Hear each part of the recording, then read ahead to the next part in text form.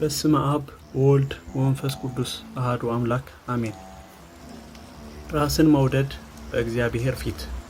ሰዎች ምን እንደሚሉህ እንዴት እንደሚያውቁህ ለማወቅ የሚያስጨንቅህ ከሆነ እንዲሁም ሁሉም ስላንተ ጥሩ አመለካከትና ግንዛቤ እንዲኖራቸው የምትሞክር ከሆነ የመንፈስ ነፃነት ለማግኘት ያስቸግርሃል። አንዳንድ ጊዜ ሰዎች አንተን ላያደንቁ ይችላሉ። እንደውም በአንተ ፊት ሌሎች ሊያደንቁ ይችላሉ። በዚህ ጊዜ የምትበሳጭ ከሆነ ውዳሴ ከንቱን በሚወድ ሰይጣን ስር ሆነሃል ማለት ነው። ራስን በመውደድ ተግባር ውስጥ ትገኛለህ ማለት ነው። አንተ የእግዚአብሔር ልጅ ሆነህ እያለ አንተን በማይመጥን ሁኔታ ውስጥ እንዲያደንቁህ መፈለግ እንዲሁም ስለ ራስህ ማውራት የለብህም። ወንድሜ ሆይ በግልጽ ስለዚህ ጉዳይ እንድናወራ ትፈቅድልኛለህን? ስለ ራስህ ለሰዎች ለምን ታወራለህ? እንዲያደንቁህ ትፈልጋለህ? በግልጽ እንነጋገር። በልብህ ራስህን ታደንቃለህ ወይ?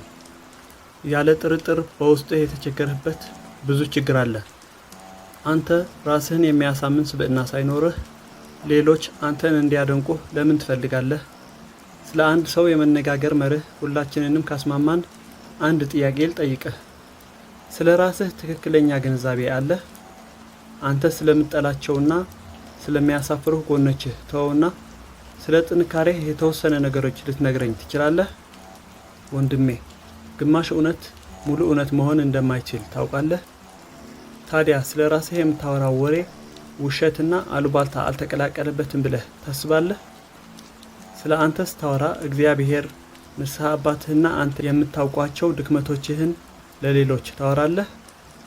ያለ ጥርጥር ስለ ራስህ ጸጋ ማውራት መክሊትን እንደሚያስቀማ ታውቃለህ።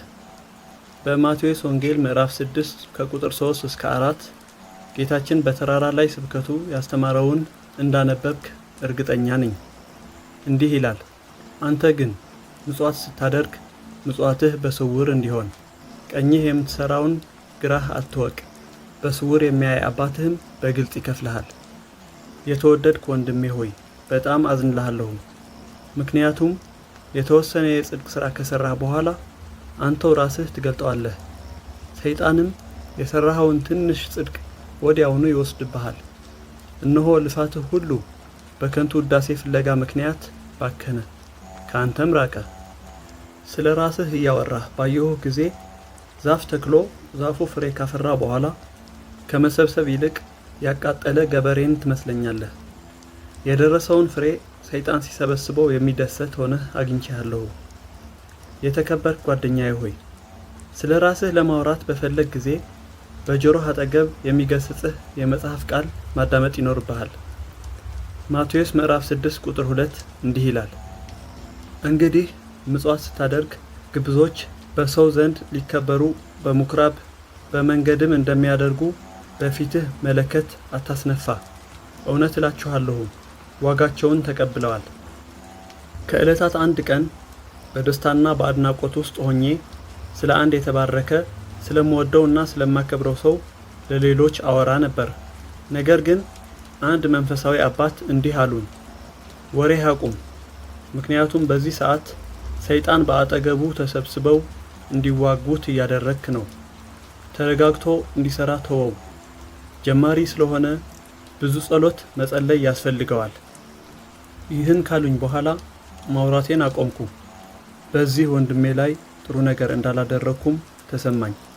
ሰዎች ካላወሩ ወይም ደግሞ ራሱ ካላወራ በስተቀር ስለ አንድ ሰው በጎ ስራ ሰይጣን መስማት አይችልም።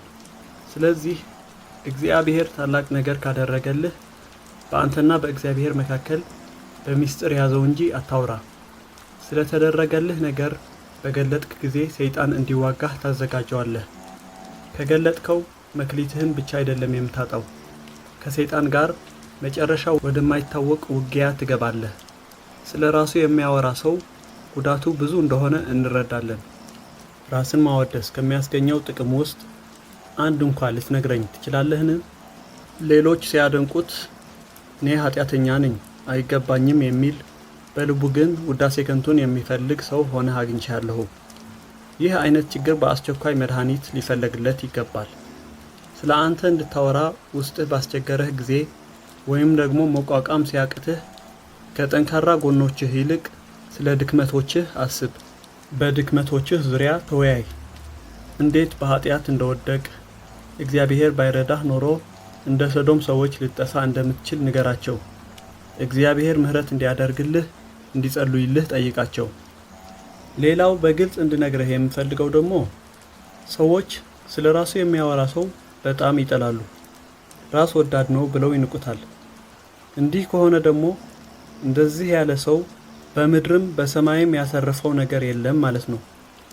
በመጨረሻም ላስታውስህ የምፈልገው ራስን በማመጻደቅ ችግር ውስጥ እንድትዋኝ ያደረገህ ስራ የተሰራው በአንተ ጥንካሬ ብቻ አይደለም። የአካባቢውን ሁኔታ እንደዚህ እንድትሰራ ረድቶሃል። የሌሎች አርአያነትና የእግዚአብሔር እርዳታ መዘንጋት የለብህም። የእግዚአብሔርን እርዳታ ከረሳህ ያለ ጥርጥር ስራህን አጋነህ ልታወራ ትችላለህ። ራስህን ካልካድክ በስተቀር በመንፈስ ነጻነት ደስታ ልትደሰት አትችልም። በክርስትና ፍቅር ከትእዛዛት ሁሉ የመጀመሪያዋ ናት። ራስን መካድ ደግሞ ወደ ፍቅር የሚመራ መንገድ ነው። ስለ ራስህና ስለ ደስታህ የምትጨነቅ ከሆነ እግዚአብሔርንም ሆነ ሰዎችን መውደድ አትችልም። ስለዚህ ከራስ መውደድ ማነቆ ነፃ መሆን አለብህ። ክብርና ምስጋና ይግባውና ጌታችን በማርቆስ ወንጌል ምዕራፍ 8 ቁጥር 34 እንዲህ ብሏል።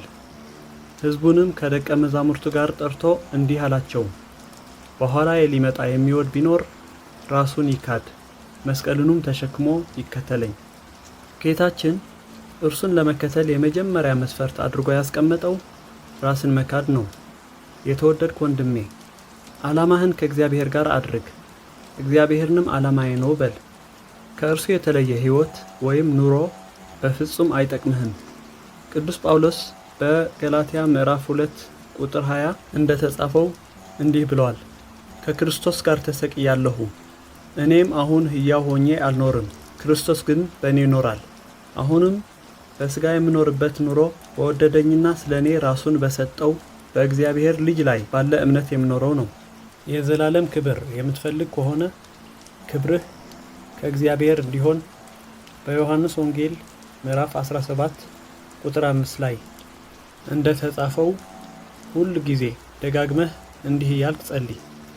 አሁንም አባት ሆይ ዓለም ሳይፈጠር በአንተ ዘንድ በነበረኝ ክብር አንተ በራስህ ዘንድ አክብረኝ ይላል። ክብርን ከዓለም አትፈልግ። ምክንያቱም በአንደኛው የዮሐንስ መልእክት ምዕራፍ 2 ቁጥር 17 ዓለሙም ምኞቱም ያልፋል፣ የእግዚአብሔርን ፍቃድ የሚያደርግ ግን ለዘላለም ይኖራል ተብሎ ተጽፏል። ዓለሙን ስለጠሉት ወገኖች ግን በዮሐንስ ወንጌል ምዕራፍ 1 ቁጥር 13 እነርሱም ከእግዚአብሔር ተወለዱ እንጂ ከደም ወይም ከሥጋ ፍቃድ ወይም ከወንድ ፍቃድ አልተወለዱም። ነፍሳችን ከእግዚአብሔር ናት፣ ከእስትንፋሱም ተገኘች። ከእግዚአብሔር ጋር ለመኖር የቅዱስ ሥጋውና ደሙ ተካፋዮች መሆን አለብን። ትእዛዛቱን መጠበቅ ወይም መታዘዝ አለብን። እንዲህ ያለውን ታላቅ ክብር ለምን ትንቃለህ? ለምንስ ሌላ ክብር ከአቧራና ትቢያ ትፈልጋለህ? ሰዎች ሲያመሰግኑህ ለምን ትደሰታለህ? ሊጎዱህ ሲነሱብህስ ለምን ትበቀላቸዋለህ? ለአንተ ፈራሁልህ። አሁንም የምትፈልገው የተናቀውንና የተጠላውን ክብር ነው። የአንተ ራስህን መውደድ ብዙ መስዋዕት የሚቀርብለት ጣዖት መሆንን አስተውለሃል? ከዚህ ይልቅ ራስህን ክደህ ሙሉ ፍቅርህን ለእግዚአብሔር ብቻ ስጥ። እንደ ቅዱስ ዮሐንስ መጥምቅም እንዲህ በል፣ እርሱ ሊልቅ እኔ ግን ላንስ ያስፈልጋል፣ ዝቅ ማለት የለብኝም እያልክ ስታጉረመርም ሰማሁህ። የዓለም ክብር አመድ ትቢያ ነው። እግዚአብሔር ሲፈጥርህ የነበረህን ንጽሕና ለመመለስ እንዲሁም እርሱ እንደሚፈልገው ሆነህ እንድትኖር የዓለምን ደስታና ክብር ከአንተ ማራቅ አለብህ። አንተ የሚያስጨንቅህ ምናልባት ከሌሎች ጋር ያለህን ግንኙነት ሊሆን ይችላል። እኔ ደግሞ የምነግርህ አንተ እንዴት ንጹሕ ሆነህ እግዚአብሔርን እንደምታገለግል እና በእርሱ ፊት እንዴት መቅረብ እንዳለብህ ነው። የመንፈስህን ነጻነት የምትፈልግ ከሆነ ራስህን እንደ ምናምንቴ ቁጠር። አለኝ የምትለውን ዕውቀትና ጥበብ ካድ። ምንም የማያውቅ ሰው ሆነህ ወደ እግዚአብሔር ቅረብ። ይህንንም በማስመሰል አታድርግ፣ እግዚአብሔር የሚታለል አምላክ አይደለምና። ራስህን መውደድ ስታቆም ጌታ ኢየሱስ ክርስቶስ ራሱን ይገልጥልሃል። በፊቱም ቆመህ ጌታ ሆይ እኔ ደካማው ልማጸንህ በፊትህ ቆሜያለሁ የምትልበት ኃይልን ገንዘብ ታደርጋለህ። የሰይጣን ጦር ማሸነፍ የማልችል ደካማ ነኝ ትላለህ። የሁሉም ነገር መጨረሻ በእጅህ ላይ ይገኛል። ስለሆነም እርዳኝ፣ ደግፈኝም፣ ጠላቴን እንዳሸንፈው አበርታኝ እያልክ ትጸልያለህ። እግዚአብሔር ሕይወትህን እንዲመራህ በአንተ ላይ አድሮም ሥራ እንዲሠራ ጠይቀው። ሰዎች ሊያደንቁህ ሲመጡ ትሑት ለመምሰል አትሞክር። ይልቁንም አድናቆታቸውን አስቁመህ በመዝሙር ምዕራፍ 124 ከቁጥር 1 እስከ 4 እንደተጻፈው እንዲህ በላቸው። እግዚአብሔር ከኛ ጋር ባይሆን እስራኤል እንዲህ ይበል። እግዚአብሔር ከኛ ጋር ባይሆን ሰዎች በእኛ ላይ በተነሱ ጊዜ፣ ቁጣቸውን በላያችን በነደደ ጊዜ፣ በዚያን ጊዜ ሕያዋን ሳለን በዋጡን ነበር። በዚያን ጊዜ ውሃ ባሰጠመን ነበር፣ በነፍሳችንም ላይ ፈሳሽ ባለፈ ነበር ይላል። ማሸነፍ በጌታ እንደሆነ እርግጠኛ ሁን። በኃጢአትህ ባያድንህ ኖሮ እንደ ሶዶም ሰዎች ትሆን ነበር። ስለዚህም ድንቅ የሆነውን የዳዊት መዝሙር ዘምር እንዲህ እያልህ፣ ነፍሴ በውስጤ ባለቀች ጊዜ መንገዴን አወቅሁ። በምሄድበት በዚያች መንገድ ወጥመድን ሰወሩብኝ። ወደ ቀኝ ተመለከትሁ አየሁም፣ የሚያውቀኝ አጣሁ። መሸሸጊያም የለኝም፣ ስለ ነፍሴም የሚመራመር የለም።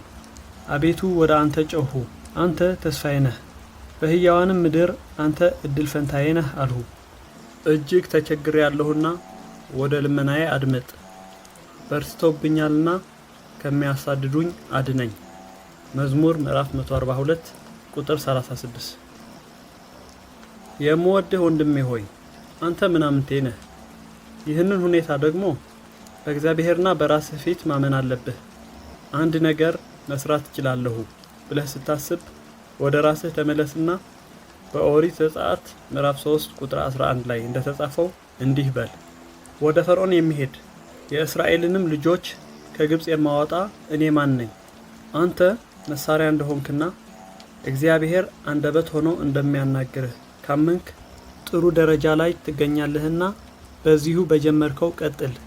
እንዲህ ከሆነ በሞት ጥላ ስር እንኳ ብትገኝ ክፉ ነገርን አትፈራም። ማንኛውም ጦር በአንተ ላይ ቢዘምትብህ ምንም እንደማትሆን እርግጠኛ ትሆናለህ። ምስጋና ይሁን አንድ አምላክ ለሆነ ለአብ ለወልድ ለመንፈስ ቅዱስ አሜን።